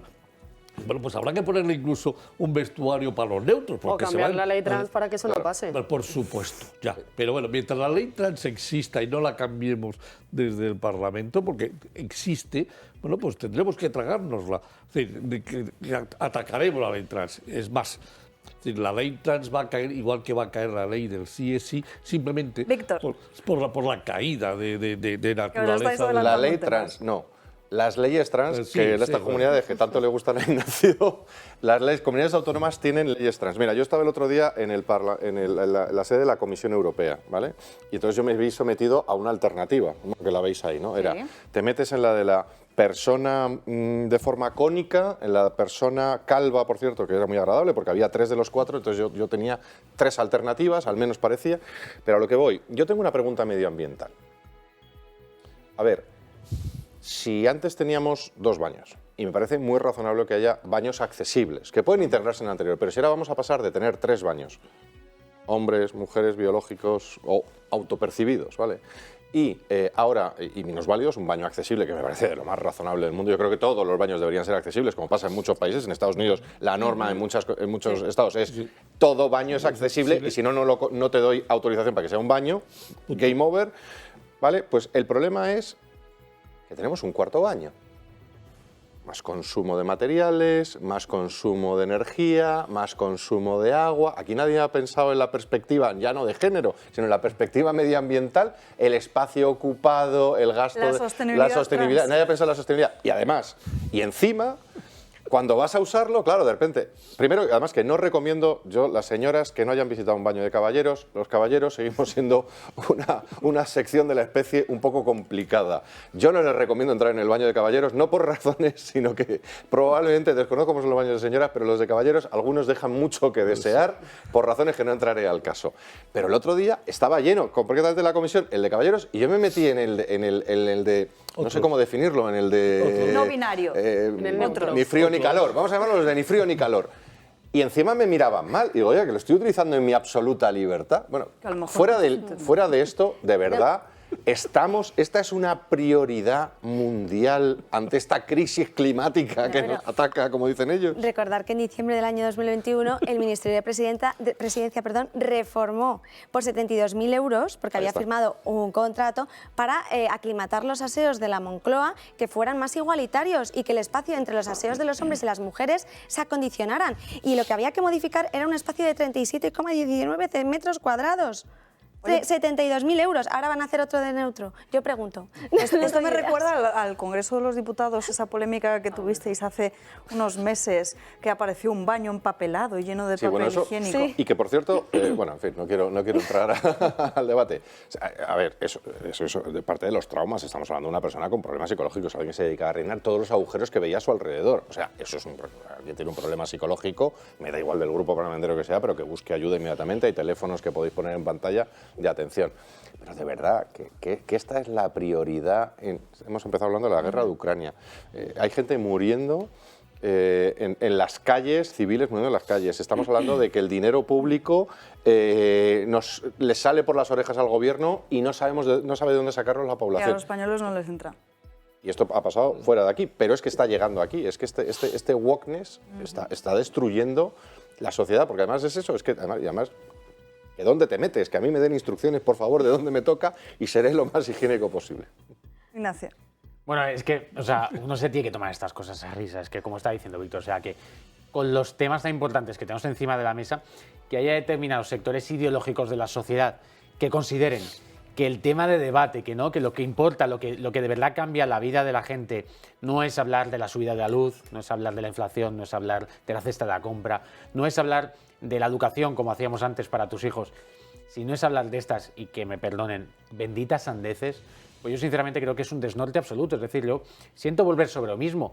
Creo que hay gente que tiene una ideología que le tiene tan sectarizado interiormente que no es capaz de entender que esto es una tontería, que esto no importa a nadie y que, en fin, que alguien que se dedica a política dedique un solo minuto a esto, quitándoselo a cosas que de verdad sí que pueden mejorar la vida de la gente, pues bueno, es para que abandone la vida pública y lleve su vida privada, que se dedique a lo que quiera. Lo que sí importa son todas las leyes y la ideología que están intentando imponer ahora los menores, que es precisamente de lo que vamos a hablar ahora. Ana Gullo, gracias por estas crónicas de Manicomio. Seguimos hablando de la cuestión de la ley trans, porque hemos visto, lo hemos comentado aquí durante muchas ocasiones, como esos menores que dicen tener disforia de género o bien se acaban curando con diferente atención y apoyo psicológico o, lamentablemente, muchos otros casos acaban en el suicidio. La conocida como ley trans es ya una realidad en nuestro país. Una legislación que supuestamente ampara los derechos de las personas LGTBI, pero ¿es la mutilación infantil y de los adolescentes la solución para que este colectivo disponga de una mejor salud mental? Tienen unos índices de suicidio altísimos al ver que ya son operaciones irreversibles. Y así es, según el último barómetro juvenil sobre salud y bienestar, un 35% de los jóvenes españoles ha tenido ideas suicidas al menos una vez durante el último año. De hecho, según otro estudio de un diario internacional que más datos recaba en el mundo sobre las personas trans, realizado a más de 2 millones de adolescentes de entre 6 y 20 años de edad, el intento de suicidio se multiplica en 4 o 5 veces en el caso de los trans, y el ingreso hospitalario por suicidio o autolesión es un 66% superior en jóvenes con disforia en comparación con quienes no la padecen, unas cifras que no han hecho más que incrementarse desde 2016. Un problema también señalado por otro estudio canadiense que afirma que los adolescentes no identificados con su sexo biológico sufren intentos de suicidio de 7,6 veces mayor que los que sí se identifican con su sexo de nacimiento. ¿Tendremos que llegar a ver casos de adultos arrepentidos para echar marcha atrás en la legislación? ¿Por qué se han prohibido las terapias de reconversión que tanto podrían ayudar a combatir estas terribles tasas de suicidio entre los jóvenes trans? En fin, y a los que no se suicidan al final les terminan matando en vida, como el caso de Susana, esa chica que les contábamos ayer, que concedía una entrevista al diario El Mundo, a la que le extirpaban el útero, los ovarios, se convertía además en una de esas mujeres en reclamar a la sanidad. Y vemos como en la mayoría de los casos estas cuestiones, luego menores que dicen ser trans, en realidad no se sienten así, sino que tienen problemas, como el caso de esta chica que al final se le diagnosticó que tenía autismo. Perdona que hable de mi libro, pero hablo de mi tele, ¿no? Y es que esto tiene todo que ver con lo que hemos empezado hablando en el programa, y es el dominio de los medios de comunicación y la propaganda. Cuando unas personas, que estamos todos de acuerdo en que algo les ha pasado antes en su vida, tienen estas prioridades vitales, que es imponer a los demás formas sexuales de comportarse, que su mayor preocupación es el cómo te vistes, cómo te comportas, y hacen además de eso la expresión máxima del ser humano, en lugar de hablar de las ideas. Es decir, estamos hablando de una izquierda que ha dejado de hablar de las ideas para hablar de los sentimientos. Estamos hablando de incluso de una izquierda que era peligrosa haciendo revoluciones, pero es que es una izquierda que ahora se ha vuelto peligrosa tocando los cuerpos, ¿vale? Es que el cambio es enorme. A mí lo que me preocupa es eso, que estamos en un estado de propaganda, pero un estado de propaganda que riete, yo lo llamo, por eso lo llamo los medios del movimiento woke o los medios del movimiento izquierdista en España, porque riete, los medios del movimiento de una dictadura como podía ser España, eran muchísimo más libres en su expresión, en su dependencia del Estado, de lo que pueda ser ahora mismo la masa de los medios, de la producción audiovisual, de la producción cultural, de la producción creativo, educativa, que hemos visto. Es decir, si juntas todo eso, que antes hablábamos solo de los medios, pero claro, la bola de, si añades a esto los libros de texto, añades a esto las subvenciones al teatro, al cine, a las expresiones culturales, tal, claro. Había un dato el otro día que se había multiplicado no sé por cuántos miles. 10.000% en la Comunidad Valenciana. Claro. Y dices, ¿esto es casualidad? No, esto es sencillamente una acción de propaganda. Yo propaganda y al final desde el gobierno y desde esta parte de la política y diferentes colectivos lo que buscan es ponerlo de moda. A mí, mira, hay libros que te lees en la juventud y luego te los lees al cabo del tiempo. Y dices, ¿en qué momento me leí yo esto? No, esos también. Hay algunos que dicen, madre mía. Pero yo recomiendo releerse libros. Y yo este verano he dedicado tiempo a dedicar un rato de tiempo veraniego a releer 1984 y Un mundo feliz, de Aldous Huxley, ¿no? Que son dos visiones de cómo podía ser el mundo.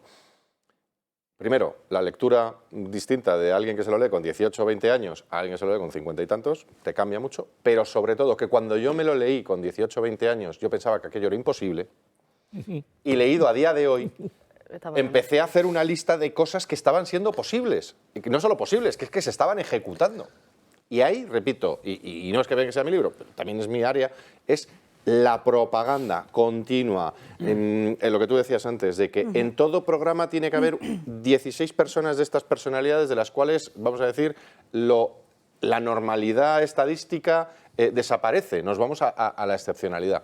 Te voy a dar un dato porque además lo estoy viviendo en persona.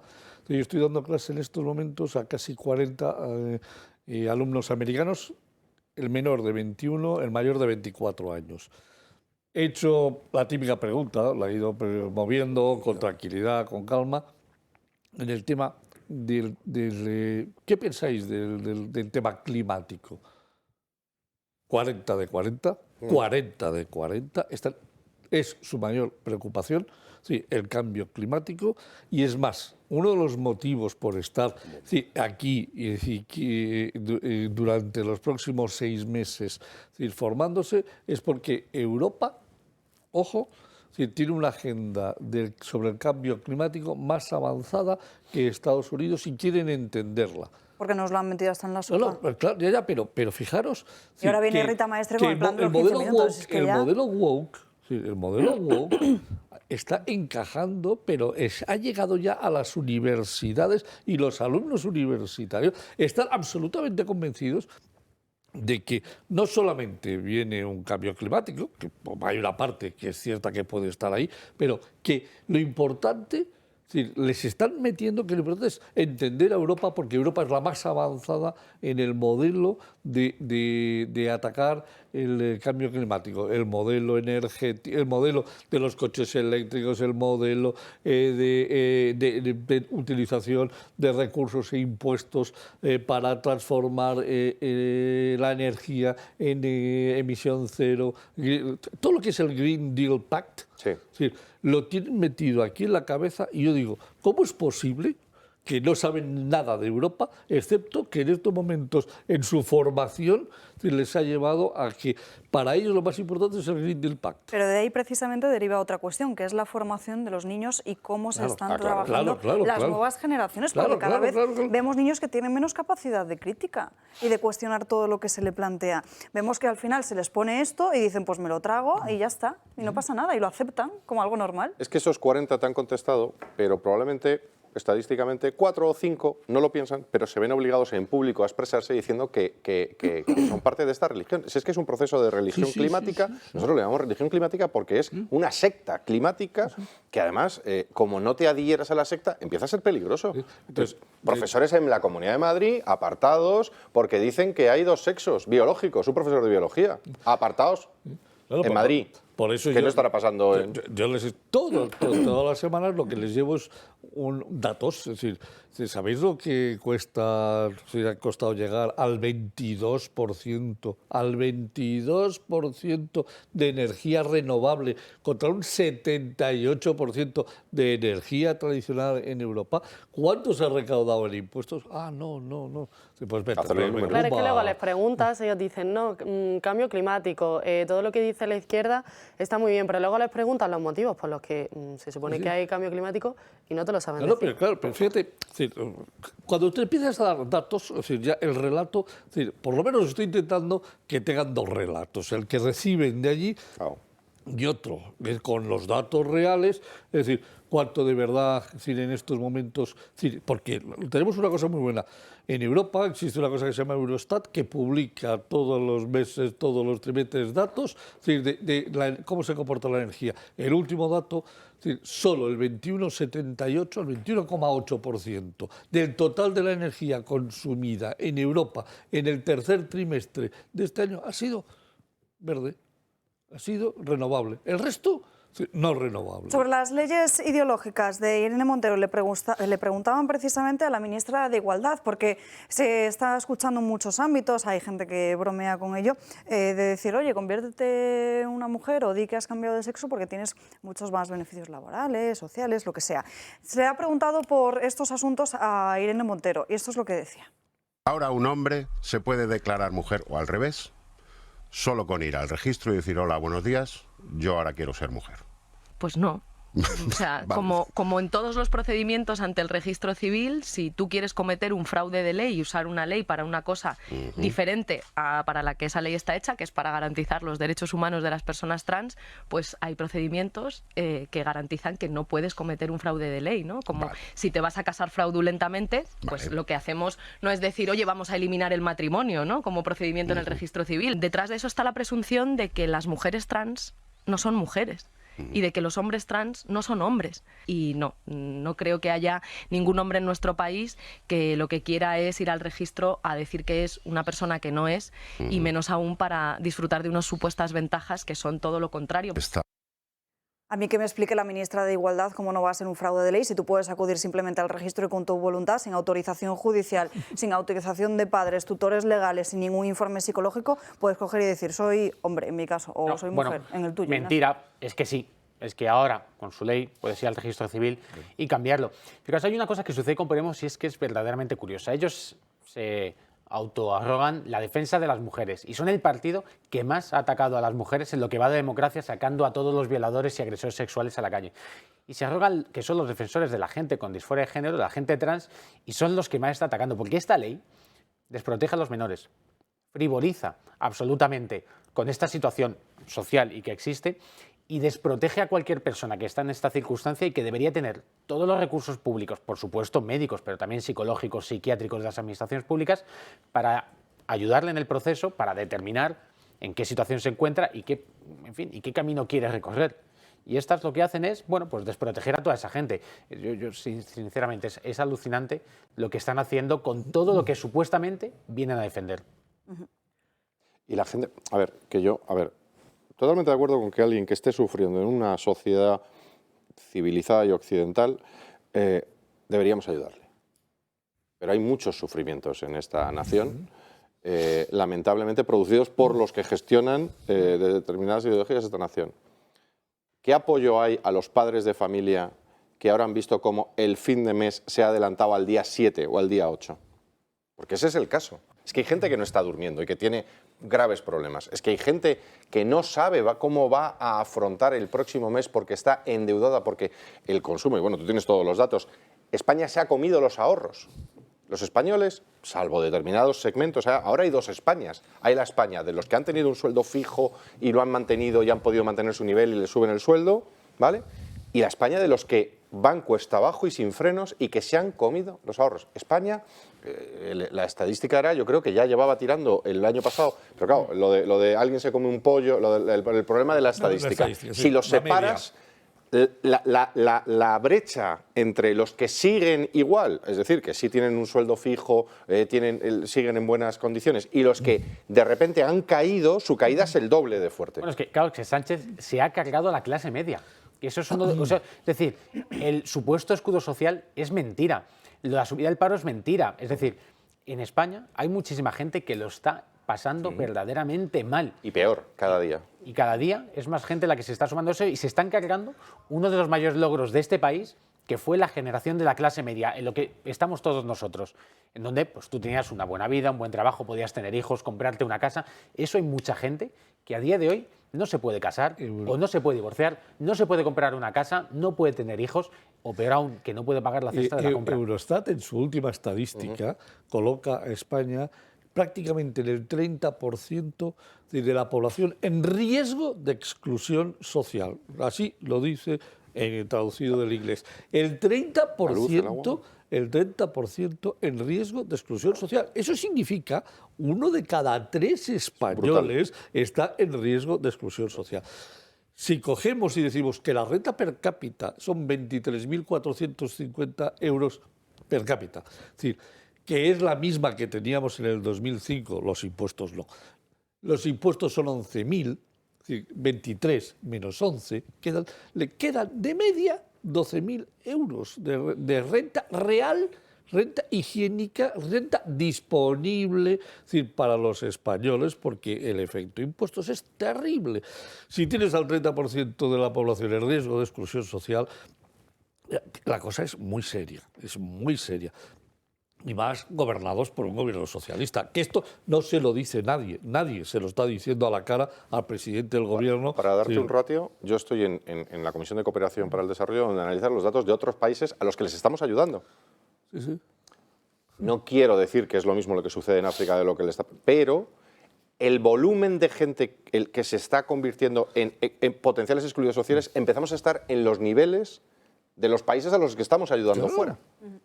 Víctor Sánchez del Real, que sé que ha llegado la hora de que te tienes que ir. Muchísimas Nos vemos gracias. próximamente. Gracias por acompañarnos. A vosotros por invitarnos. Hoy aquí en Dando Caña. Y nos vamos a la última pausa de publicidad del día de hoy. Poquito menos de 3 minutos y enseguida estamos de vuelta. Recta final del programa y saludamos ahora en nuestra mesa a Borja Peñalver de Comunidad Solar. Muy buenas tardes, Buenas Borja. tardes, ¿qué tal? Bueno, cuéntanos, ¿en qué consiste el autoconsumo remoto? Bueno, lo primero que hay que entender es el concepto de autoconsumo, ¿no? Al final, autoconsumir es consumir energía que tú mismo generas. Entonces, hay dos tipos de autoconsumo. El autoconsumo que todo el mundo está acostumbrado a escuchar, que es el autoconsumo individual, que es simplemente tener una casa con un tejado, poner paneles solares en tu tejado y autoconsumir la energía que tú generas de tus paneles solares de tu tejado. Y lo que el producto que hemos sacado ahora, que está siendo una revolución y la verdad es que está teniendo un éxito muy importante, es poder ser autoconsumidor sin tener tu propio tejado. Es decir, comprar una parte alícuota de la producción de una de nuestras plantas para que nosotros te la llevemos de una de nuestras plantas de producción a tu casa a través de nuestra comercializadora. Con lo cual puedes ser autoconsumidor sin tener la necesidad de tener un tejado propio donde tú puedas instalar tus paneles solares.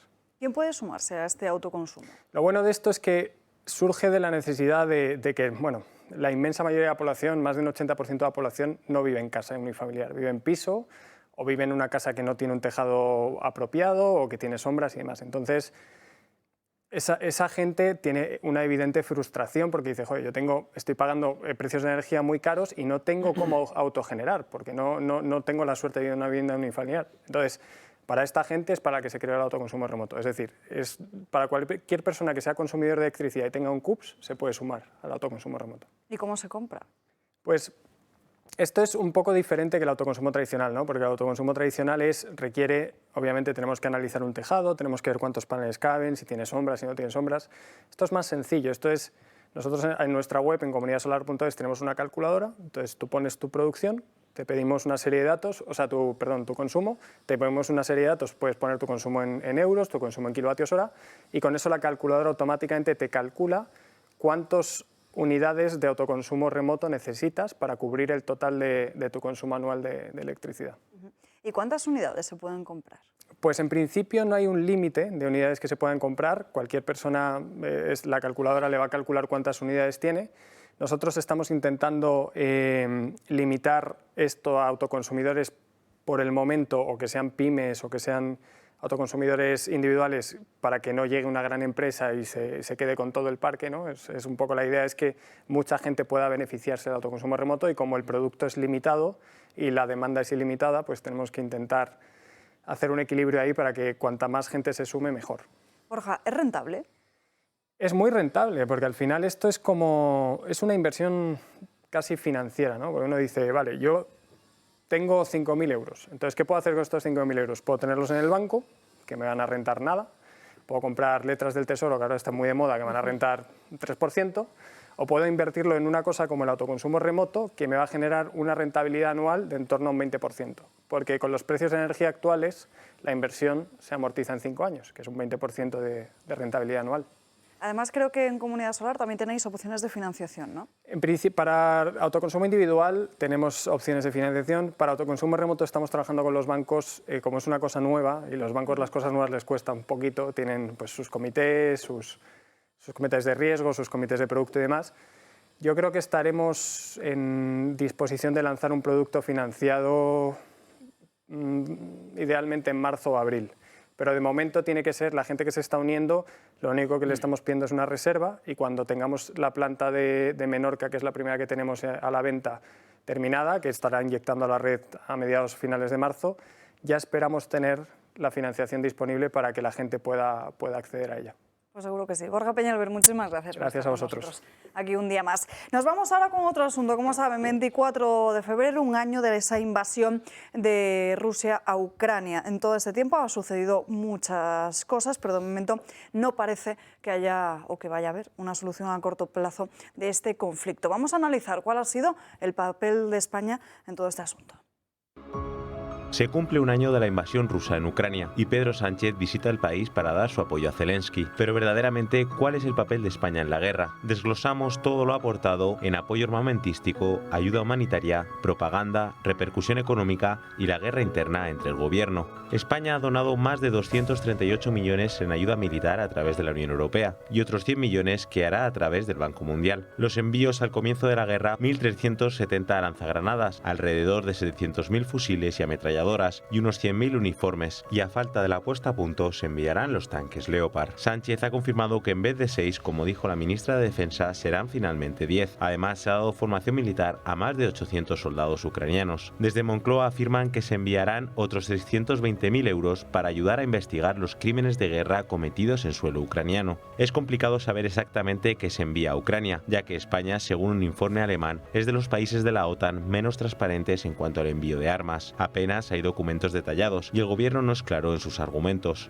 Casi 170.000 refugiados han sido los que han llegado a España, según datos del Ministerio de Inclusión, Seguridad Social y Migraciones. A comienzos del conflicto, el primer paquete enviado de 20 toneladas incluía también material sanitario para apoyar al país. El presidente del gobierno no para de culpar a Putin de todos los males económicos de España, como la inflación, que ha alcanzado estos niveles, según ellos, debido a la invasión. Pero la realidad es que ya venía descontrolada desde antes del comienzo de la guerra. Y Rusia sigue siendo uno de los principales proveedores de nuestro país de gas. Debido al envío de apoyo armamentístico a Ucrania, el gobierno se ha dividido. Unidas Podemos evidenció su malestar ante dicha situación, otro descosido del gobierno de coalición. A pesar de estos hechos, habiendo enviado el apoyo militar y económico, nadie en el Congreso ha votado esto. El gobierno ha actuado sin el apoyo de ninguna formación. Esta es la última guerra que mantienen los dos partidos que conforman el gobierno, y por su parte el presidente del gobierno, dentro de ese despliegue de entrevistas en los diferentes medios de esta mañana, ha defendido que hay que seguir enviando más armas a Ucrania porque Zelensky sabe que ese armamento se usa para defenderse en su propio territorio y no para atacar a Rusia. El presidente Zelensky es consciente de que todos los análisis que se hacen militares plantean y prevén, por desgracia, una contraofensiva rusa durante los próximos días, durante las próximas semanas. Y por tanto lo que nos está pidiendo a la comunidad internacional, en particular a los países europeos, es armamento para poder defenderse. Nunca para atacar, pero sí para defenderse. Defender a su población, que está siendo agredida, y además con más capacidades frente a una relación absolutamente asimétrica con una gran potencia militar como es el caso de Rusia. Esas son las palabras de Pedro Sánchez. Les recuerdo que estamos hablando de apoyo militar y no de apoyo humanitario. Marín. Yo con este tema de la guerra, de enviar armamento y munición, obviamente yo creo que sí que hay que apoyar a Ucrania, pero creo que sí que es verdad que se está no pasando un poco Sánchez, pero sí que creo que yo soy de las que piensan que antes de ayudar tanto al resto, primero también deberíamos de ayudarnos a nosotros mismos, de al final destinar tanto dinero en armamento y en munición a Ucrania, y más con esto, lo decía también el vídeo, 620.000 euros para investigar crímenes de guerra. Está muy bien, pero está muy bien si la situación de España también estuviese bien, que no es el caso. Además también estamos hablando de unos envíos de armas. Ahora dijo ayer que confirmaba que enviaba 10 tanques, que incluso Zelensky ahora le ha pedido cazas, y ayer en la rueda de prensa el presidente dijo... Y se lo dará, por supuesto. Sí, que se lo iban a pensar, seguramente se los demos. Y al final yo me pregunto esto, o sea, ¿a quién se lo está consultando? Al final se lo está consultando a los suyos, pero a los suyos del ala socialista, porque los de Unidas Podemos no... Vamos, ahí tienen la disputa porque no están de acuerdo. A nadie más, o sea, a ningún diputado, a ningún español... A ver, lo que está claro y lo que trasciende de todo esto es que Pedro Sánchez está intentando marcar un tanto en imagen internacional de cara a Europa y de cara a ese posible puesto que pueda tener, pero sí que es cierto que al final estamos viendo como no se consulta nada de esto a nadie, que se lo toma por su propia decisión cuando estamos hablando de una inversión millonaria. Y precisamente ahora, Riera, nos tienes que contar en qué se gasta el dinero el Estado español, porque si el otro día, si a la OTAN le llama la atención a España de que no es nada transparente, que no puede ser que no se sepa qué es exactamente lo que se ha enviado, cómo y de cuánto ha salido, de cuánto asciende la factura, y además el otro día también veíamos como a cuenta de los fondos europeos, decía Mónica Hohlmeier, creo que se pronuncia así, decía que no podía ser que los periodistas no supiéramos a dónde han ido esos fondos, que yo creo que no lo saben ni en la propia Moncloa. No, vamos a ver.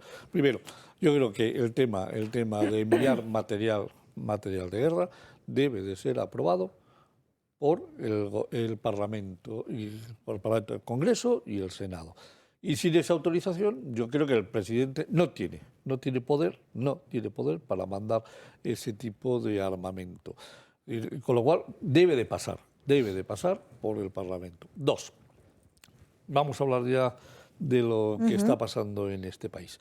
Vamos a ver, la persona que se sienta aquí habitualmente me hizo un día, José Ramón, ¿por qué no me analizas de verdad en cuánto cuesta el estado del bienestar? Vale, perfecto. Sí, hay muchas maneras de evaluar el estado del bienestar. Si nos podemos quedar en los, digamos, en los economistas de hace 40 o 50 años, te hubiesen dicho que el estado del bienestar sería la sanidad, la educación y digamos que el tema de la jubilación, es decir, todo el tema de las pensiones. Yo he querido ser mucho más avanzado en este tema para, bueno, pues dejar menos margen a las críticas, y he definido el estado del bienestar, por supuesto, como la sanidad y la educación, sí, es decir, como la seguridad social y el desempleo. Creo que un estado del bienestar debe cubrir pensiones y desempleo, necesita y debe de cubrir un ejército, una policía y una guardia civil, y debe cubrir también, como no, la justicia, las embajadas, etc. Y también creo que en este caso las relaciones con Europa. Entonces, si cogemos todos ese montante, tenemos que la sanidad y la educación en este país nos costó 115.000 millones en el año 2021 y nos ha costado 122.000 millones a falta de cierre y de ajuste en el último mes. La seguridad social nos costó 241.000 millones y el desempleo en el 2021 y nos ha costado 226.000 millones y baja por un motivo, porque en el 21 había todavía un porcentaje de ERTES tremendo que iban contra la seguridad social. El ejército el ejército, la policía y la Guardia Civil nos costó 20.800 millones y nos ha costado 21.900 millones, con un incremento casi del 5% en el 2022, la justicia, más las embajadas, más los gastos que supone formar parte de la Unión Europea, nos cuestan 23.000 millones y nos han costado 25.000 millones en el año 2022. Así tenemos que el estado del bienestar cuesta realmente 401.000 millones en el año 2021 y 395.000 millones en el año 2022. Esto lo presenté ayer en el Club Liberal, donde estaban el profesor Iranzo y el profesor Schwarz en la conferencia, y donde había aproximadamente unos 50 economistas, profesores, catedráticos de leyes y demás. Y cuando terminó la reunión, la mayoría de ellos, yo diría que el 80%, me felicitó, porque por fin había un dato claro en cómo valorar la economía del bienestar, que antes lo habían dicho tanto Iranzo como el profesor Schwarz. Hay varias teorías y cuando yo presenté esta dijeron que les gustaba muchísimo. Y bueno, pues si tenemos 400.000 millones y el Estado se gasta 610.000 millones, veamos es decir, ¿en dónde se los gasta? Tenemos los 400.000 millones que van a la economía del bienestar, al estado del bienestar, tenemos deuda e intereses que nos cuestan 108.000 millones, tanto en el año 2021 como en el 2022, y si yo digo, he tenido un gasto total de 610.000, le resto los 400.000 del estado de bienestar y los 108.000 millones, ¿qué me queda? Pues me queda el gasto político. Es decir, 100.000 millones este país se gasta en gasto político. ¿Qué es gasto político? La diferencia. No, todo, bueno, vamos a ver, es decir, aquí es donde, es decir, el gran reto que tiene en estos momentos el Estado en general es gastar menos. Porque si no gastamos menos, es decir, nos pasa que con 527.000 de ingresos nos gastamos, o sea, tenemos un déficit y por lo tanto, que no lo he puesto aquí, y tenemos un coste de una deuda de 83.000 millones. Si nos vamos al 2022, nos hemos gastado en el estado de bienestar 395.000, nos hemos gastado 108.000 millones en deuda y gastos financieros, y el gasto total del país ha sido de 640.000 millones a falta de pequeños ajustes que posiblemente vayan al alza, ¿vale? Porque ya los cálculos están, me falta solamente un mes de gasto, con lo cual he cogido la estimación y yo creo que me voy a equivocar en muy poquito. Con 640.000 millones nos quedan 137.000 millones de gasto, que yo le llamo gasto político, y con unos ingresos de 565.000 millones como mínimo del Estado, es decir, que ha tenido contra los 527, este año ha sido 565 a falta de ajuste, nos hemos tenido un déficit y por lo tanto una deuda de 75.000 millones de euros. Vamos a ver, yo creo que lo que nadie discute es que tenemos que pagar el estado de bienestar. El estado de bienestar es absolutamente necesario. Ahora, ¿necesitamos gastarnos 640.000 millones? Yo creo que esta es la que tiene que ser la gran discusión de un país. Es decir, entre todas las administraciones, es decir, ¿por qué nos gastamos 640.000 millones? Es decir, cuando necesitamos 400.000 millones para el estado del bienestar y 100.000 millones, es decir, para los gastos, digamos, de deuda y financieros, que esto es una barbaridad, 108.000 millones de gasto financiero y de amortización de deuda es una auténtica salvajada. Bueno, así todo, hasta llegar a los 640.000 millones, queda una bolsa de 136.000 millones. Y esto es lo que yo llamo gasto político, en donde los políticos tendrán que sentarse, tendrán que razonar, tendrán que pensar en por qué nos gastamos 136.000 millones más y en qué. Y sobre todo, si los ingresos son 565.000 millones, oiga, no podemos seguir produciendo 75.000 millones de deuda todos los años. No olvidemos. En el año 2021, con los 610.000 millones de gasto y 527.000 de ingresos, 83.000 millones de deuda. Este año, 75.000 millones de deuda que han sido presentados por el Banco de España hace menos de una semana y media. Oiga, hemos superado el 1.500.000 millones de deuda. 1.500.000, 75.000 millones este año. Es decir, si yo me gasto 640.000 millones, es decir, ¿cómo gastándome 640.000 millones genero 75.000 millones de deuda? Es porque he ingresado 565.000 millones.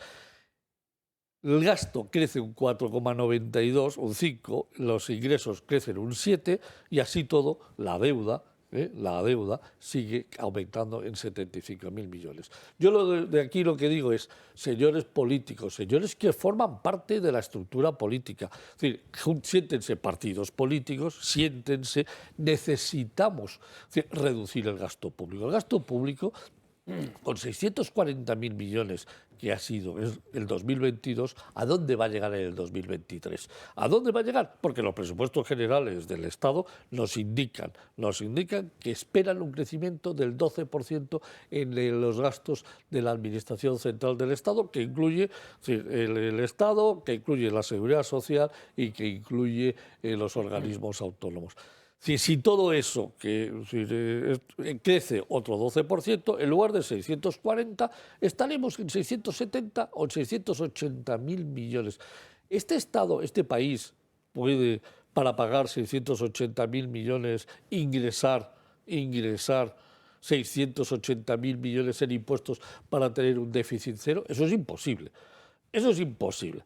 Y una duda, ¿el sueldo de los empleados públicos, dentro de ese cuadro que estamos viendo en pantalla, dónde está? No, vamos a ver, los empleados públicos, la sanidad tiene incluido todos los gastos, de todos los médicos, medicinas, todo, absolutamente todo. La educación tiene incluido, y los centros de atención primaria y los centros y los hospitales. Es decir, en la sanidad...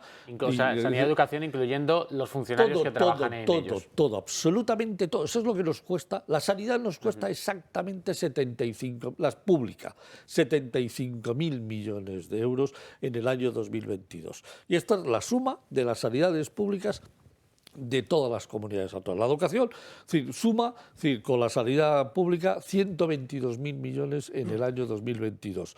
La seguridad social, que incluye las pensiones, que incluye el ingreso mínimo vital, que incluye todos los otros gastos que tiene la seguridad social, que algunos de ellos pueden ser totalmente prescindibles, porque no tiene por qué gastarse la seguridad social determinados gastos que tiene y que son susceptibles de ser cortados.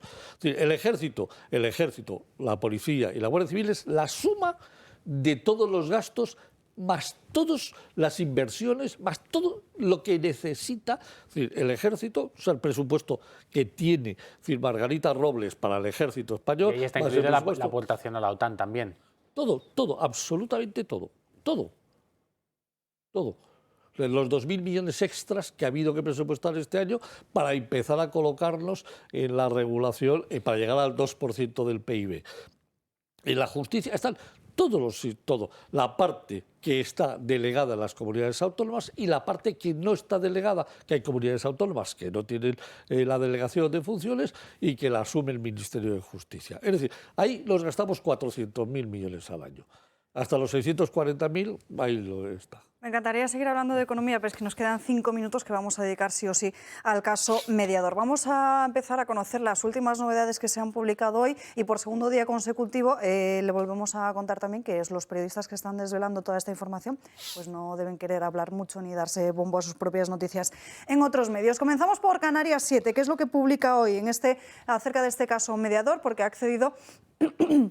Los investigadores recogen cómo los investigadores de este procedimiento han accedido a una grabación de cómo los investigados contaban el dinero y además lo distribuían. Atención a la frase que se escucha en una de esas grabaciones, Antonio Navarro Tacoronte, que es el intermediario y conseguidor de esta trama. Esto es para dárselo al de Sanidad. No sabemos a quién se refiere con que hay que dárselo al de Sanidad.